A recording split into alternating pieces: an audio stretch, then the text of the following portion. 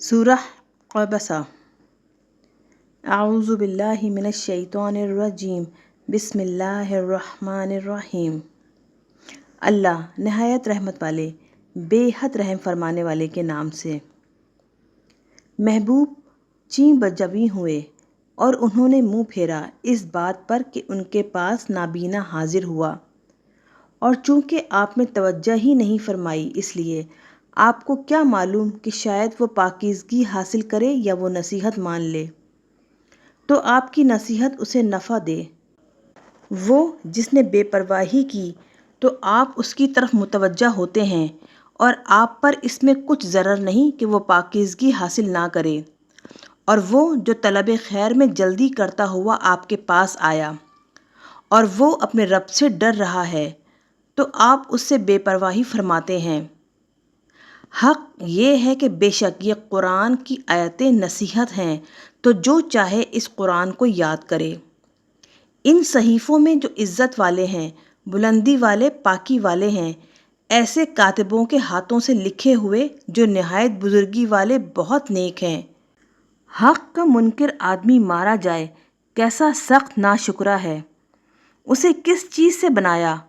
نطفے سے اسے پیدا کیا، پھر اسے مناسب اندازے پر رکھا، پھر اس کے لیے راستہ آسان کیا، پھر اسے موت دی، پھر اسے قبر میں پہنچایا، پھر جب چاہے اسے زندہ کر کے نکالے۔ یقیناً اس نے پورا نہ کیا جو اسے حکم ملا تھا۔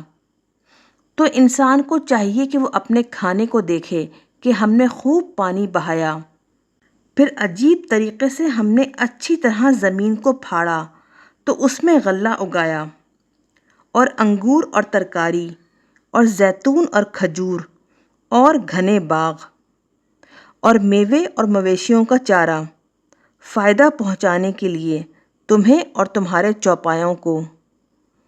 پھر جب آ پہنچے گی قیامت کانوں کو بہرا کر دینے والی، جس دن بھاگے گا آدمی اپنے بھائی سے، اور اپنی ماں اور اپنے باپ سے، اور اپنی بیوی اور اپنے بیٹوں سے۔ ان میں سے ہر شخص کو اس دن اپنی پریشانی لاحق ہوگی جو اسے دوسروں سے بے پرواہ کر دے گی۔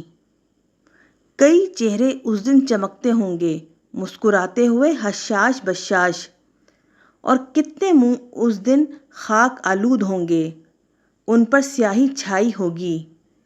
وہی لوگ ہیں کافر بدکار۔